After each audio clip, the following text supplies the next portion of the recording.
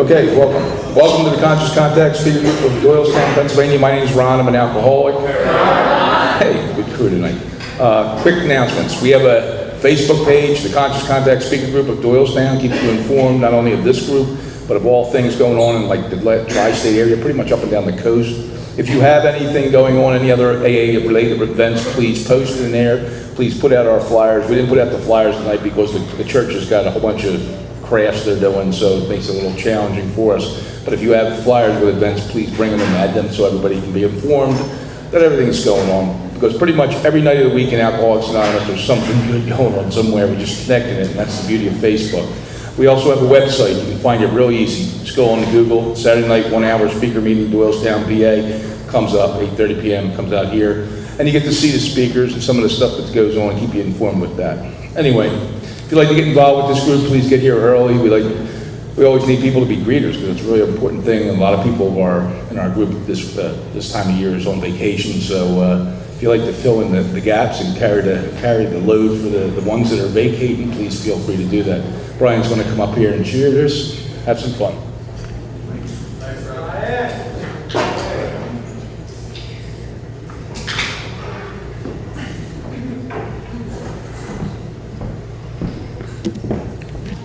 All right. Good evening, everybody. Welcome to the Conscious Contact Speaker Group of Alcoholics Anonymous. My name is Brian, and I am an alcoholic. This is a 1 hour speaker meeting that meets every Saturday evening at St. Paul's Lutheran Church, 301 North Main Street at 8:30 in Doylestown, Pennsylvania. The business meeting for this group meets here every Saturday at 7 p.m. to 7:30 p.m. The purpose of this group is to provide a consistent message of hope and recovery through God reliance and service to others through practice and teachings of the 12 steps. We record all speakers so that others may benefit from their message of recovery. If you wish not to be recorded, simply ask. This is an open meeting of Alcoholics Anonymous, and the group would like to welcome everyone, especially newcomers. Is there anyone new or from out of town that would like to introduce themselves with their first name? Hi, I'm Steve, an alcoholic. Steve, welcome. My name is Andrew, I'm an alcoholic. Andrew, welcome to Pablo.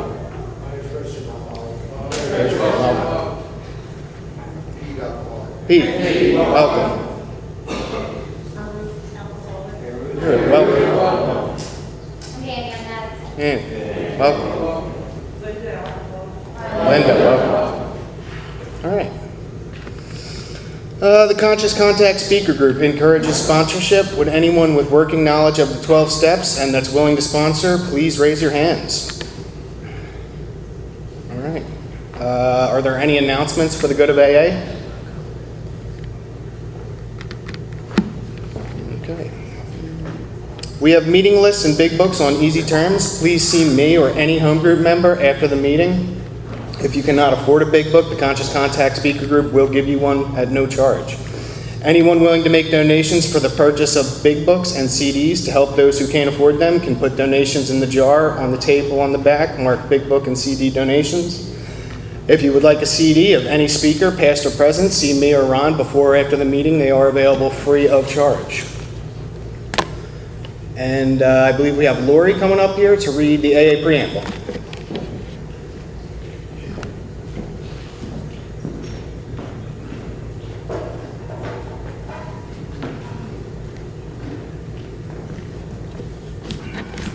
I am Lori Alcoholic. Alcoholics Anonymous is a fellowship of men and women who share their experience, strength, and hope with each other that they may solve their common problem and help others to recover from alcoholism. The only requirement for AA membership is a desire to stop drinking.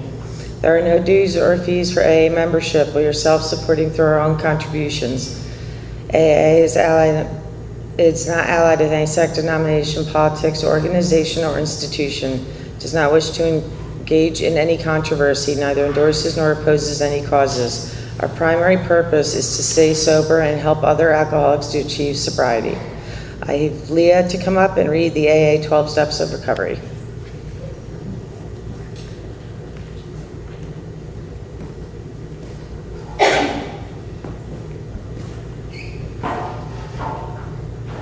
Hi everybody, my name's Leah and I'm an alcoholic.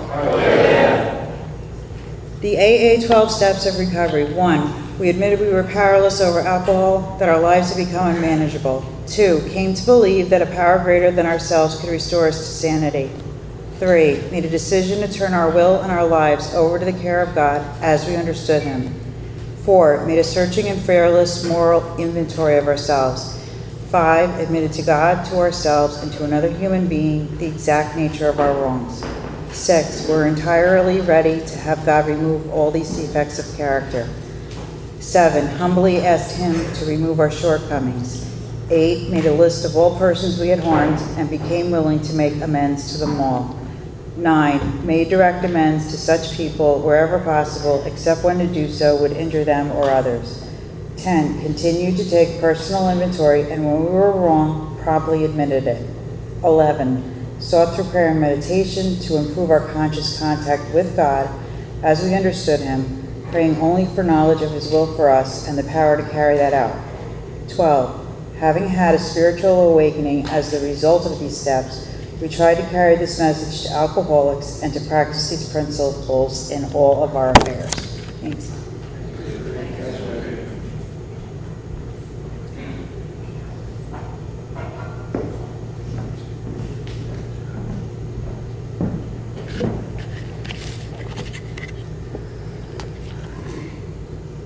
All right, the 7th tradition. Every A group ought to be fully self-supporting, declining outside contributions. At this time, I'm going to pass the basket. We have no dues or fees, but we do have expenses. This group provides many services, and your donations will help us to cover the cost of rent, big books, CDs, events, and workshops.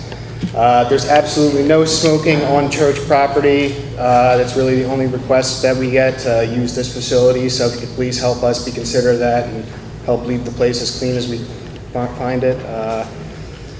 Please take a moment to silence all cell phones and limit movement during the meeting to avoid distractions. And now to introduce the speaker for tonight, a good friend of the Conscious Contact Speaker Group on loan to us from the Midtown Group of Silver Springs, Maryland.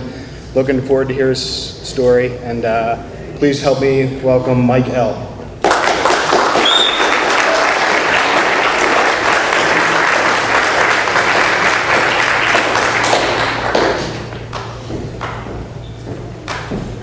Hi everybody, my name is Mike. I'm an alcoholic, and thank you for allowing me to be here this evening. Thank you for asking. It's always an honor and privilege to do anything that Alcoholics Anonymous asks. Alcoholics Anonymous is the only reason why I have anything good in my life today, for sure. And if you're new tonight, I'm going to tell you guys, it's my responsibility to tell you in a general way, what it was like, what happened, my experience with alcoholism and the recovery process that I found in Alcoholics Anonymous. I'm not going to badmouth drinking. I still have a very fond spot in my heart for Mad Dog 2020, but I will say that when push came to shove and drinking was killing me and I tried to stop, I couldn't, and thank God for Alcoholics Anonymous. But, I'll start from the beginning. I was actually raised in a very good Christian household. We were Jehovah's Witnesses. I don't know if you know who they are, but they're very Orthodox Christians. As far back as I can remember, I'd put on my little suit and tie, I'd go from door to door, knocking on people's doors, to wake you up on a Saturday morning, try to sell you a Bible. And, I was taught every spiritual principle necessary to grow up to be a pretty well-rounded, wholesome individual. My brother is currently a missionary in Panama, and I'm sitting here speaking at a meeting of Alcoholics Anonymous.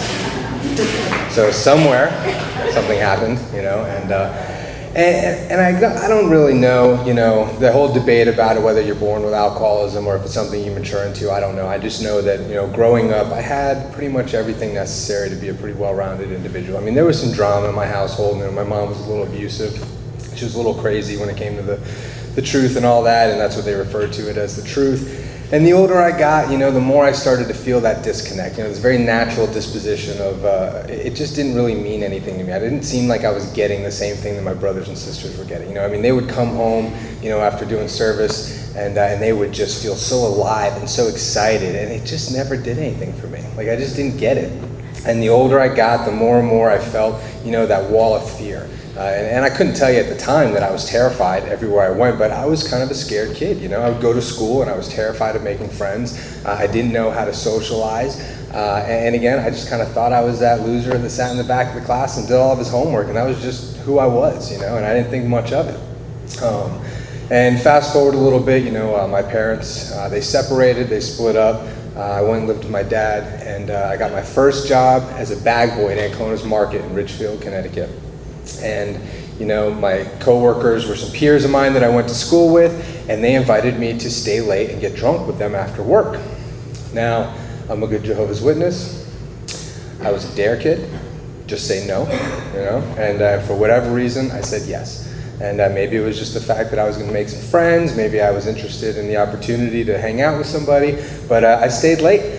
And I remember going around back with about 6 or 7 people, and man, I remember sitting there and just my palms are sweating, I'm scared, I'm watching them interact with each other, they all seem like they're having a good time, they just know, how to talk to each other, they know how to laugh. I don't know what to say, I'm just sitting there, I'm quiet, and I'm afraid. And that's the truth, I'm just afraid of them. I don't know what to do. And they pulled out this big bottle of Aristocrat vodka. And they pulled and they started taking pulls from it and went around, and it got to me, and I took a big pull just like everybody else was. And it burned, but it burned real good, and came back around again, and I took another big pull, just doing what they did. And I don't know how many pulls it was, but what basically happened was I experienced the magic of alcohol. I remember just suddenly being there, completely free of all that fear. I remember sitting there, looking you in the eye, having a conversation, laughing. I had funny things to say. It was awesome. For the first time in my life, I was given the courage and the confidence to be who and what I was in that moment, and I loved it. For the first time, my skin fit. And that's what alcohol did for me. At the very first time, and I fell in love with alcohol right away. I woke up the next morning filled with fear, but now I had a solution. I knew what to do, and I was not a weekend warrior. I started drinking right away because why wouldn't you? If it did for you what it did for me, you'd drink all the time too. So I went to school, I met up with my new friends, and we started getting drunk, we started getting high at school pretty regularly. My new friends, they had they were entrepreneurs. They had a little distribution business, and they were pretty good at it, and they were well known. And my newfound courage from alcohol gave me the opportunity and ability to do things that a lot of people wouldn't do, and so I was useful to them, and so I got to hang out with them. And I can tell you, for about 3 years, I could do no wrong, and I lived the dream, and it was awesome. Partying, drinking. I dropped out of school pretty quickly because, there was really no need to go to school. I did get this fellowship from the truth because I was baptized. I was baptized when I was 13 years old in a convention center in New York in front of 50,000 people because my grandfather was Robert Ripley, who ran Paterson, New York, the headquarters of Jehovah's Witnesses.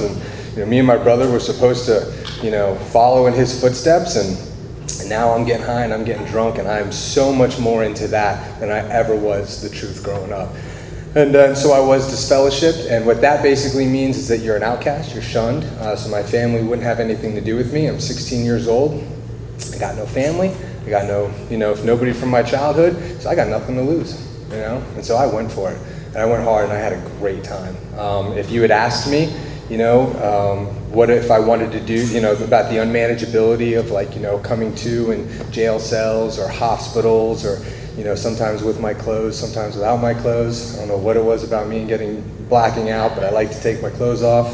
I don't know what it is, but if you had asked me, I would have just told you I like to party, because that's what it looked like.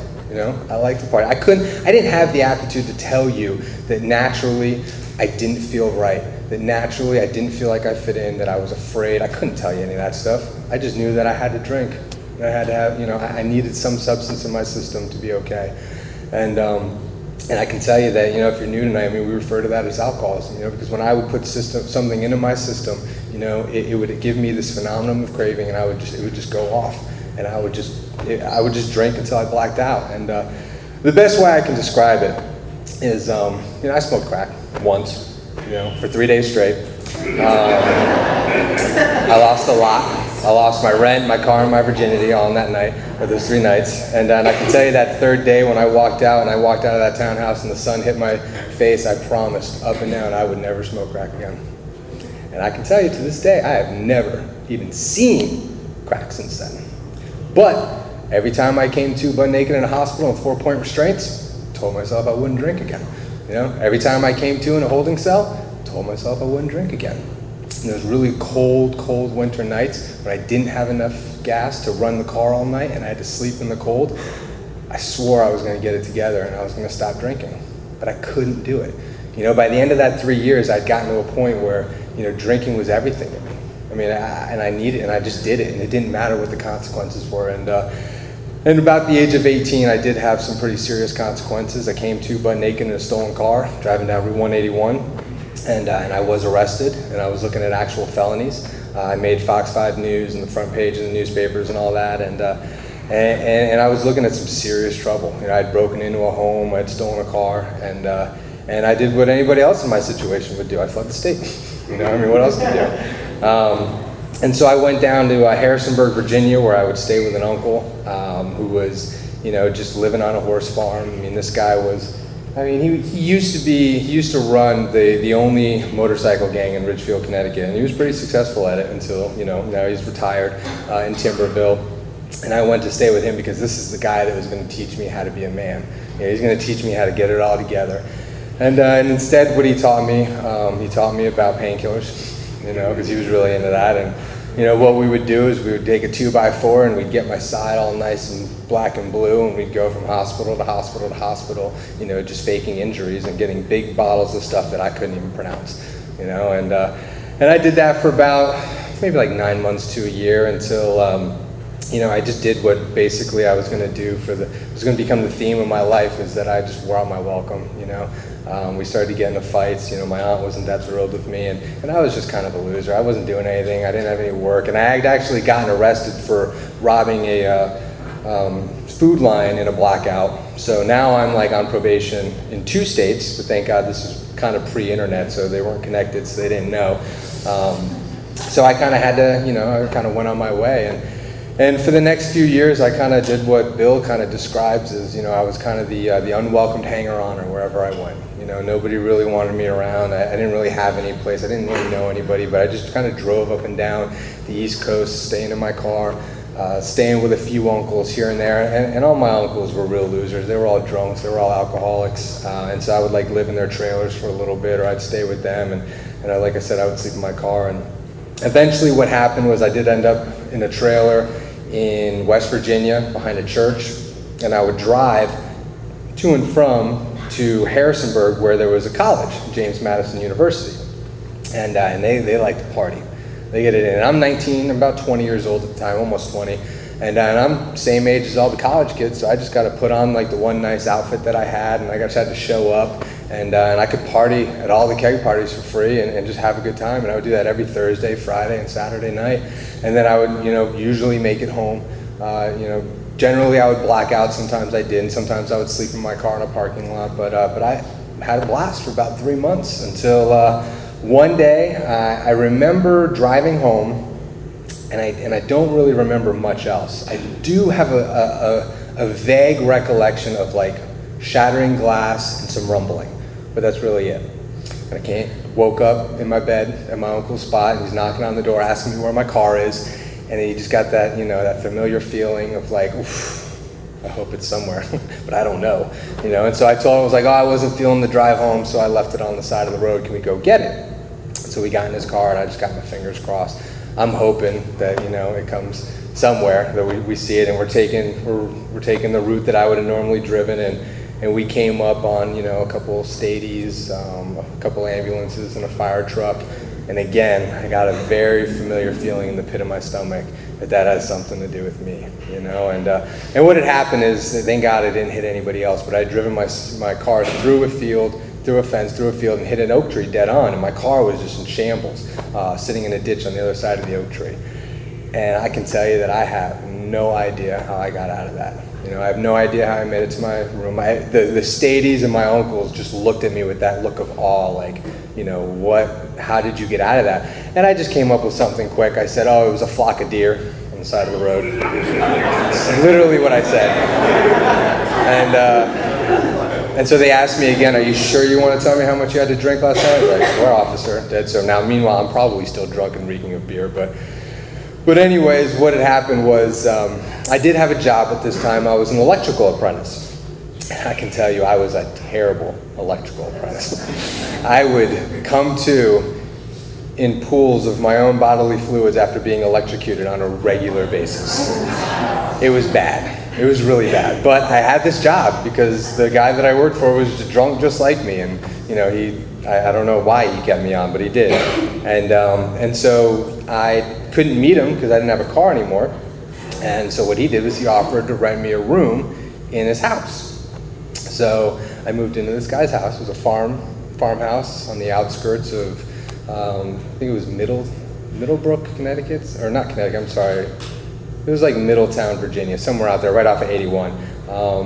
And this house probably hadn't been cleaned in the whole 16 years that he had lived there.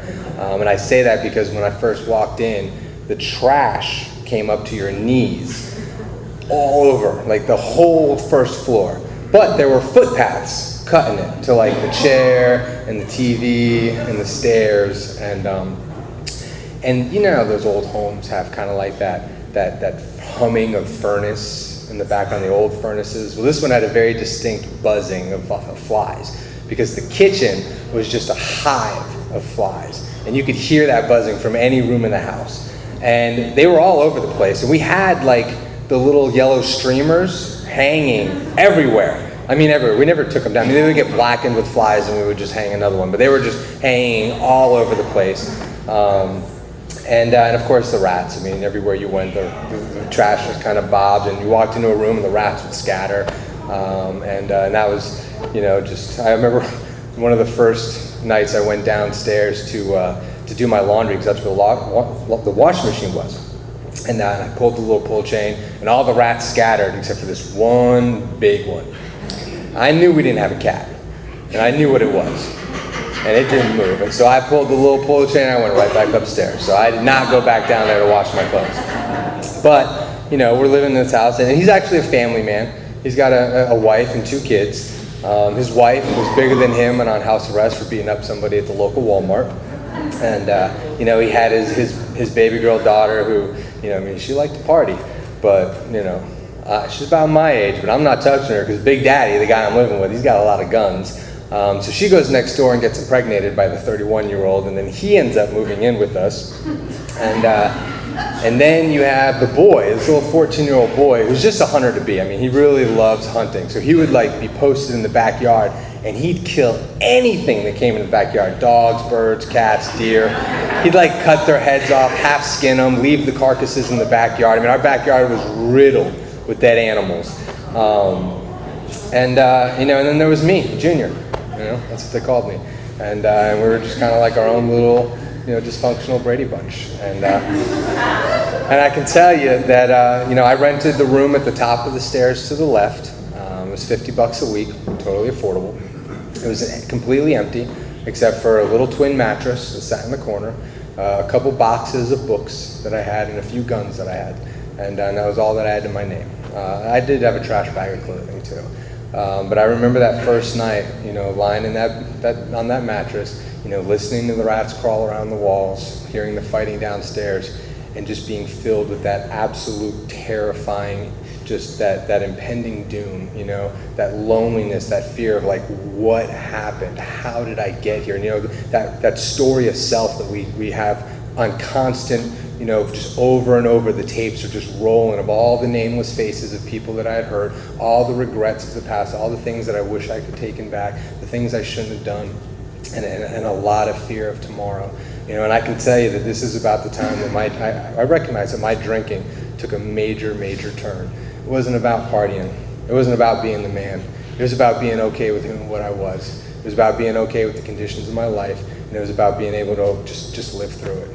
And I needed to drink, because when I would take a drink, even in these conditions, I would have the complete personality change.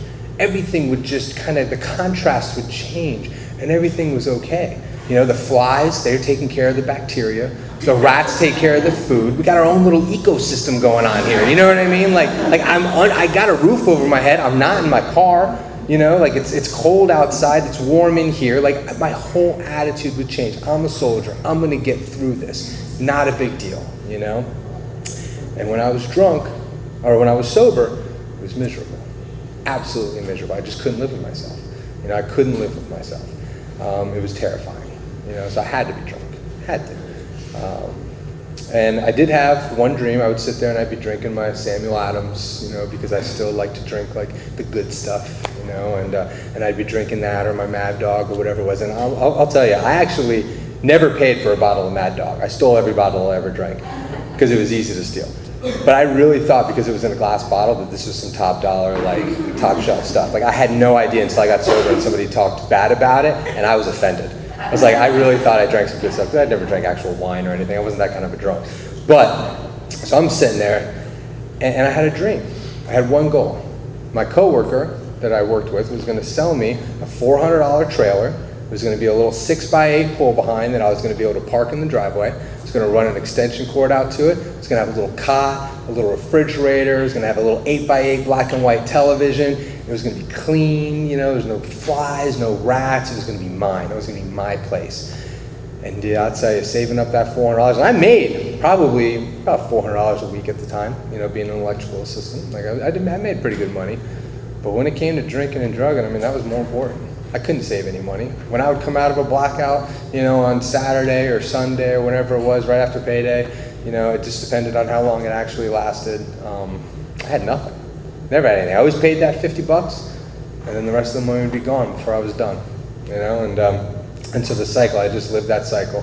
And really, what my bottom looked like is that I started to have days of sobriety, where I didn't have any money to buy any booze, and I would have to live like this sober, and I would be like 3-4 day stretches, and it was miserable.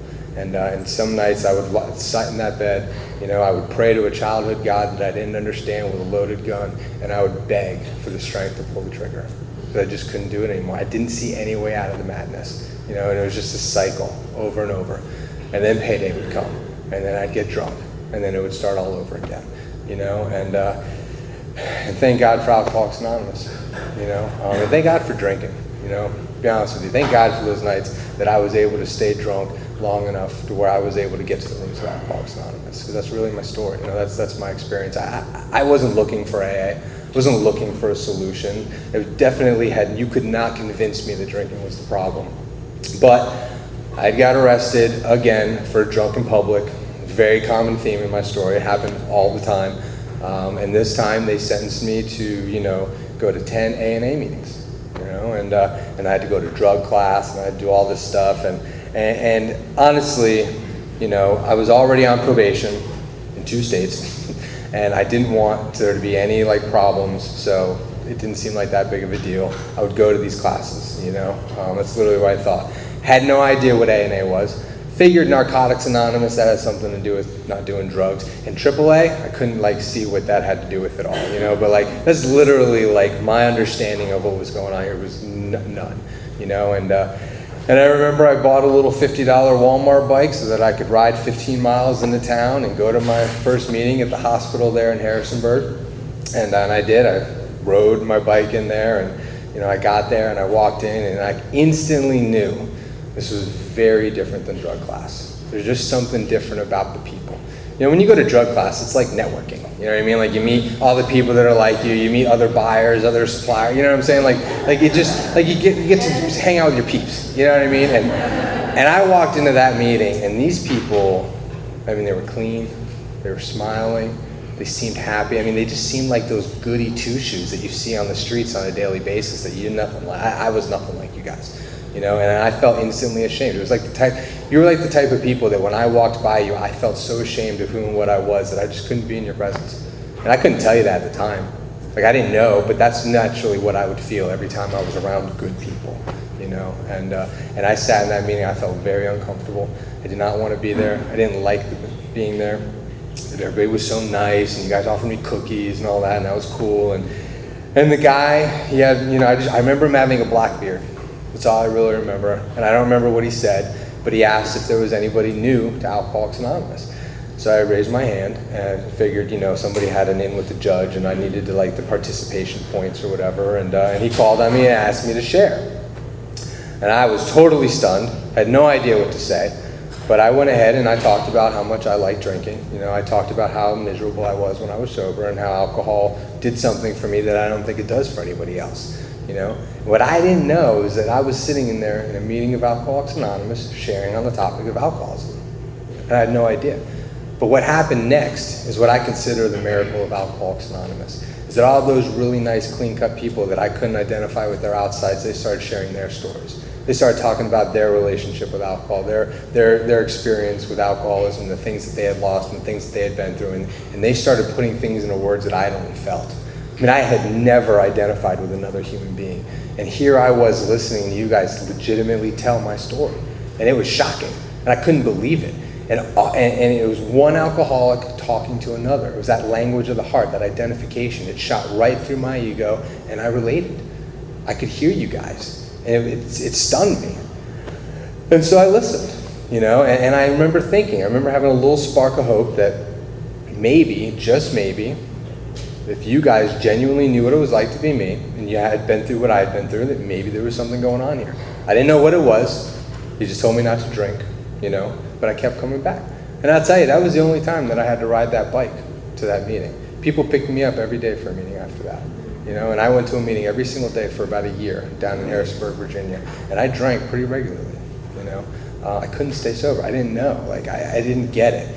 I'm in meetings every single day, and people are so nice to me, and you guys are telling me you're taking me out for coffee, and you're taking me to the diners, and I know you were talking about sponsorship, and you were talking about the steps, and the stuff that was happening here, and the message in the big book, but I totally missed it. It just didn't make sense. It didn't register with how, I was so in love with my thinking, with my survival skills, the things that way I processed life, that I couldn't take suggestions from another human being.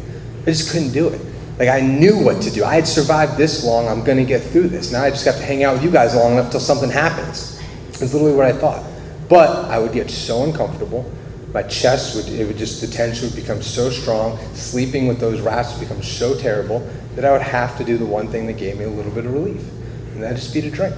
And I'd go to meetings drunk. I'd go get drunk after meetings. I just couldn't do it, And I remember, like I said, after about a year, I'm at a meeting. I remember it was a Thursday night in a church with a red door. That's all I remember. And pick up a 24-hour chip again. And this big, burly mountain man we called Biker Barry.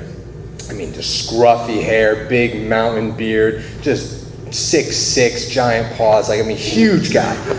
Walked up to me, and he's got that big smile on his face. And I just know that he's going to say, "Keep coming back. Don't quit before the miracle." Some other, thing that you hear in Alcoholics Anonymous.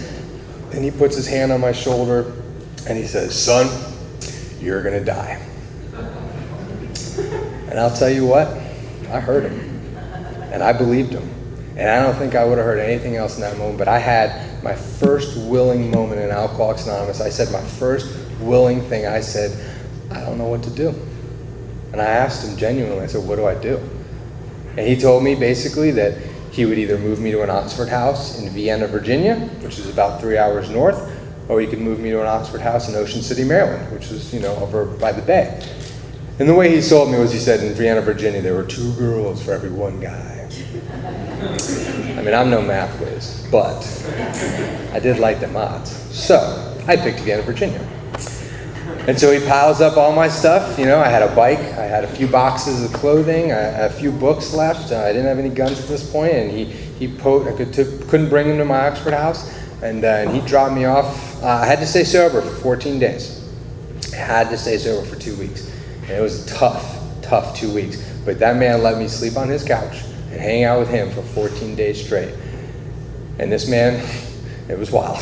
I'm not gonna lie. He would have bikers in and out of that place. They'd be playing poker to the wee hours. They'd be drinking coffee. They'd be talking the steps. And I had been around some rough people in my time, but I was scared of these guys.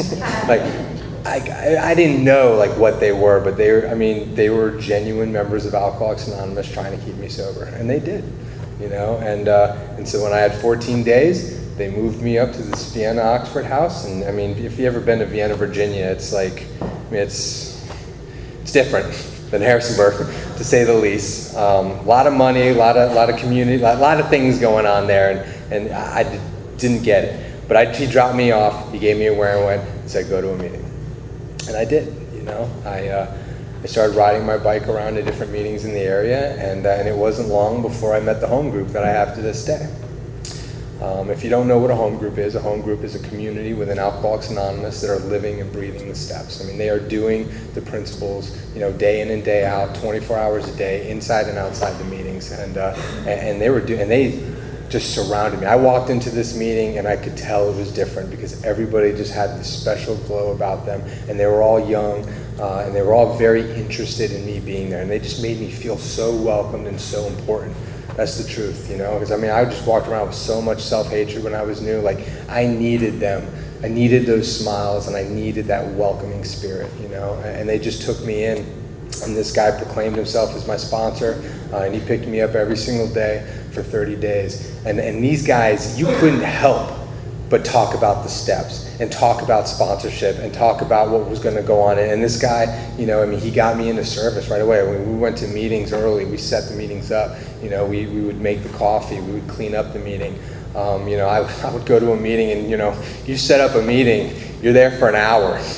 And when I was new, I had no social skills, and I would have to sit there and I would have to talk to people, and it was miserable. So I would just post up at the door and I would greet because I didn't know what else to do, and I would just greet, and I started to meet people, and basically what happened was, I started to get involved in Alcoholics Anonymous, and I did an inventory with this guy, I didn't understand the idea of God, I didn't want to understand God because, the God of my childhood wanted me, I was going to die in Armageddon. That's the truth, and I didn't know if I could believe in that. But what he told me was the combined knowledge in the rooms of Alcoholics Anonymous was far greater than any one man, and if you can believe in that, then maybe, you can believe in a power greater than yourself. And so I did believe that you guys were doing something. I did believe that there was something going on here, that there was something to the actions here.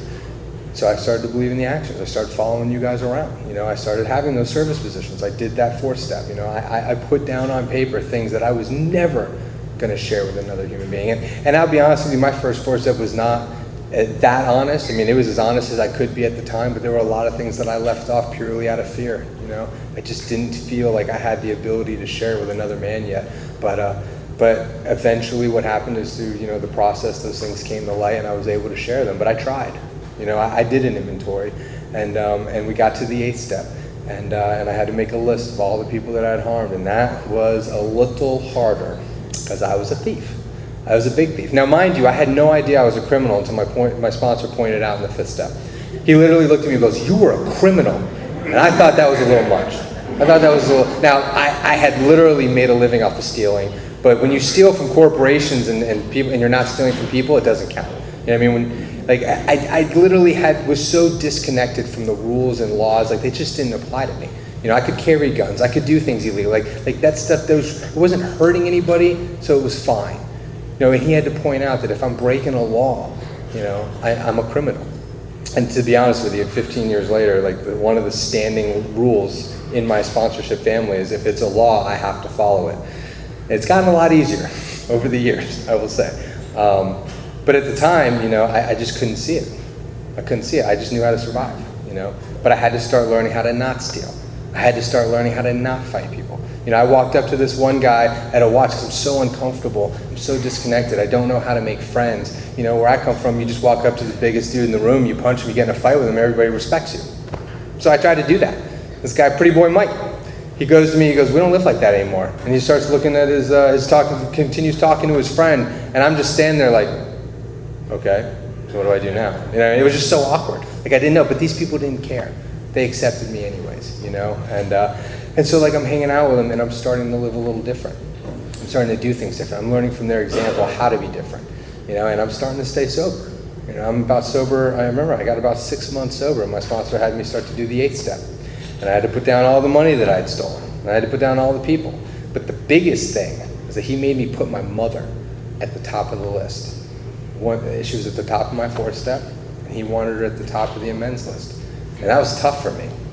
That was really, really hard because that woman had done things to me in my childhood. That woman had turned my whole family against me. That woman was somebody that I hated more than anything else, and I wanted nothing to do with her.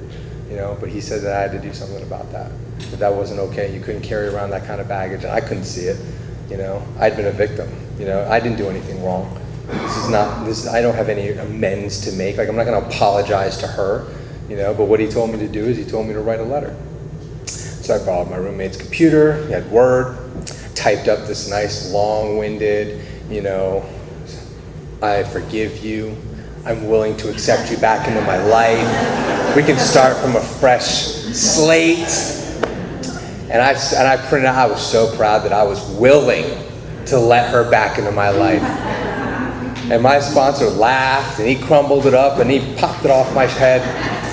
And I was so offended. I mean, I was so offended at half the thing this guy did to me. But he told me that I was going to handwrite it. And I told him I didn't know how to write, because I didn't have an education beyond the 8th grade, you know? And I hadn't written in a long time. And when I tried to write, it looked like chicken scratch. It looked like a 4-year-old, you know?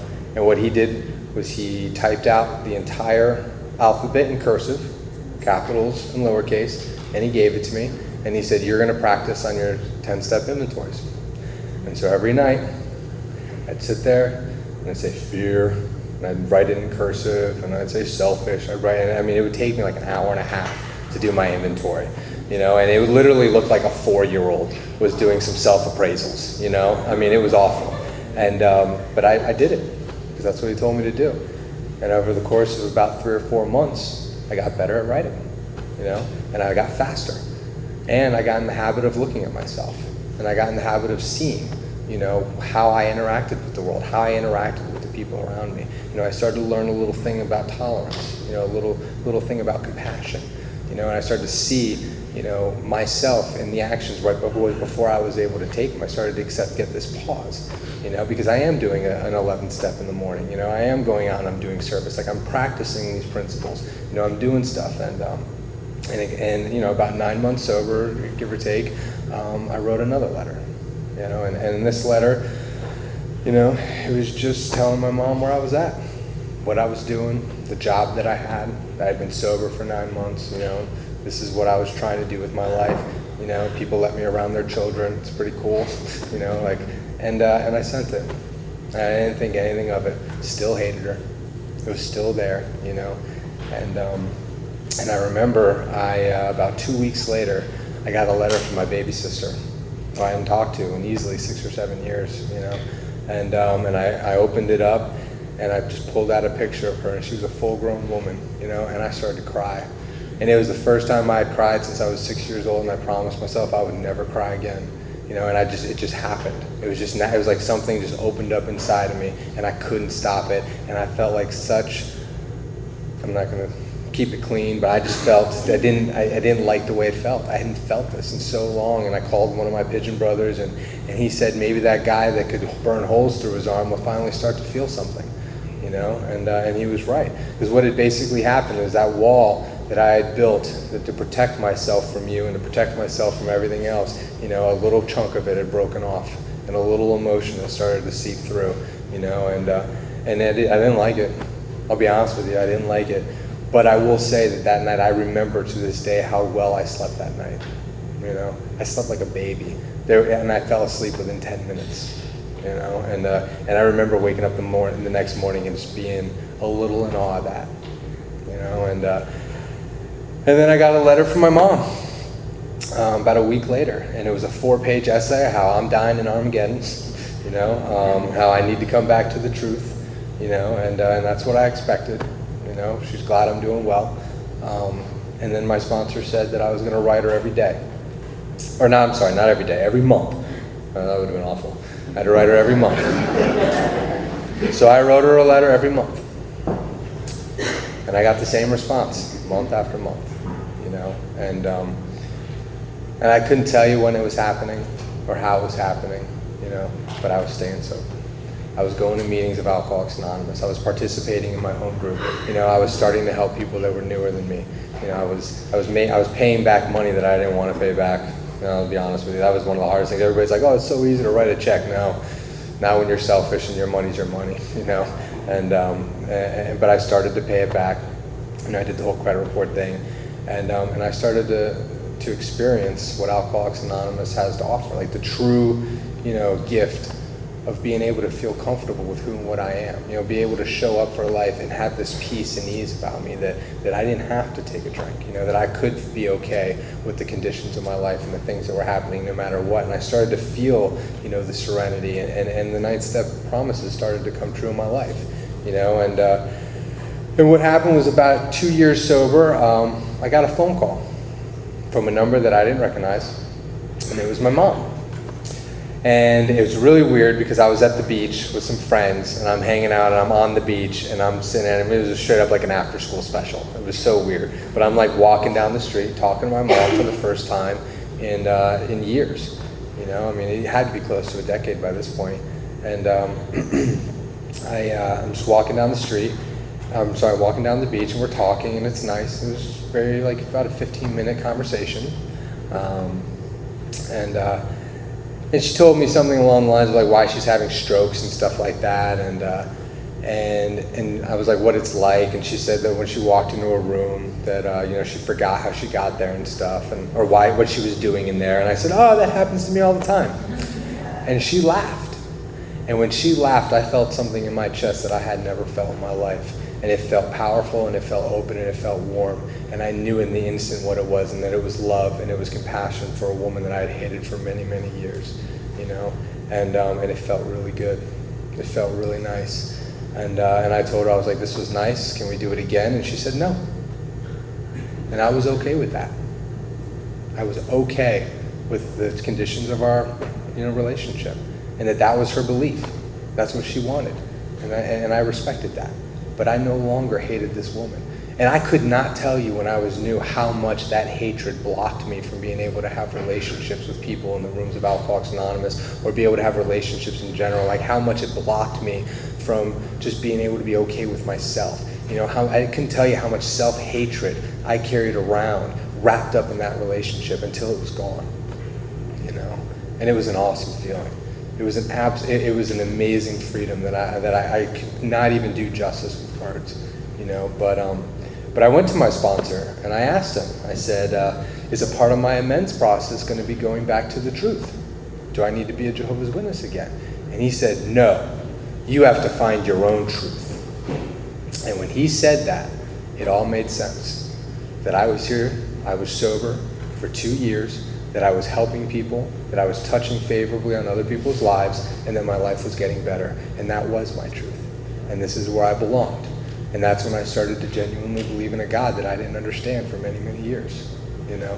And I started to believe in a power that was keeping me sober. And that's when my prayer life completely changed. And I started to come to believe in a power that I didn't necessarily understand, but that was definitely working for me, and that I wasn't excluded from the Holy Spirit, that I wasn't excluded from God, that I was just as much a child of His as everybody else, you know. And for me, I don't have much of an understanding of God even to this day, other than I can tell you that it is a power that I get to draw upon to make me more useful to other people, and that's just been good enough for my sobriety, you know. And I did learn how to become more and more useful, and I got, you know, I was taught how to participate in work and how to treat my work like a service position, because I'll tell you, I still to this day don't have an education beyond the 8th grade, you know, but I started to show up. I got very lucky. I was an electrician for 14 years. I got licensed. I was a part of the union, and then I got lucky and I got a job, you know, in a tech company, you know, in a copier company that opened up a tech division, and all I did was show up, and I said, what can I do to help? What can I do to help? And I would wear all these hats, and I would just show up, and I would do so many things, and eventually that led me into a position of IT. And I'll tell you, I did not know anything about it. I hadn't even owned a computer. You know, I didn't know anything about computers. But here I am now building servers, you know, helping help desk, working on servers, you know what I mean? Like, and thank God for Google. That's the only reason I was able to do my job, you know. But I showed up and I asked, what can I do? And they gave me the work to do, and I asked for help, and I did it, and I Googled, and I did it, and basically it's led me into a career that I've sat, you know, in the corporate offices of Under Armour and discussed, you know, network infrastructures with them, and they've listened to me, and they ask for my opinion, and I'm sitting there like I do not belong here. You know what I mean? Like, there's Kevin Plank, hey, you know, it was just weird for me. It's totally weird.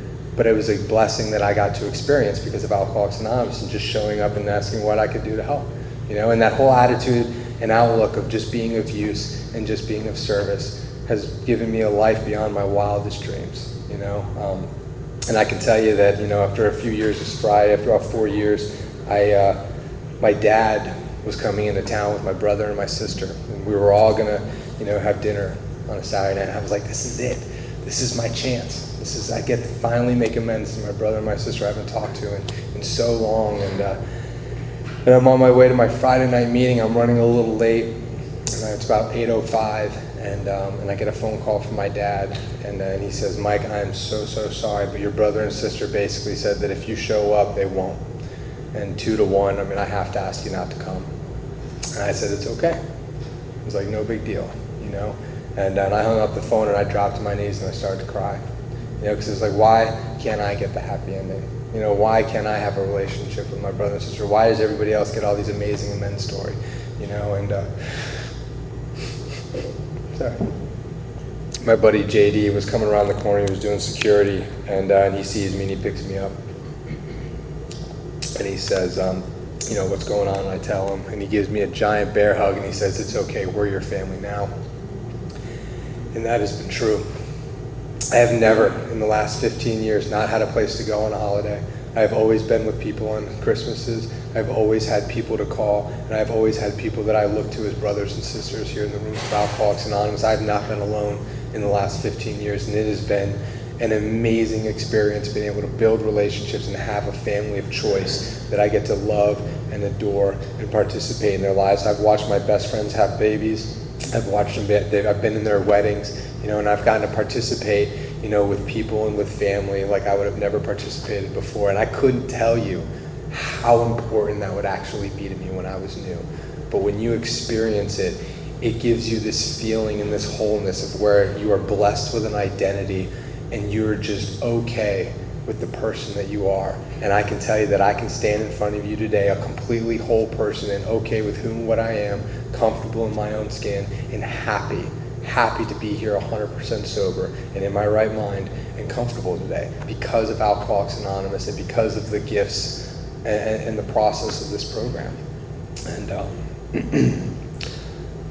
I wouldn't have anything without you guys. That's the truth. And I have no idea how I'm going to fill the next 7 minutes, but I think I'm just going to go ahead and stop a little early. I love you guys. Thank you for allowing me to be here.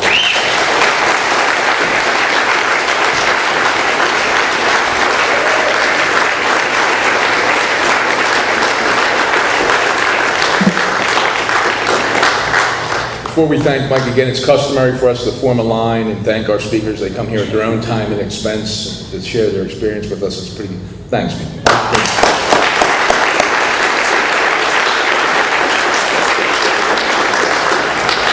Next week we have Dale S. coming out from Lancaster, PA.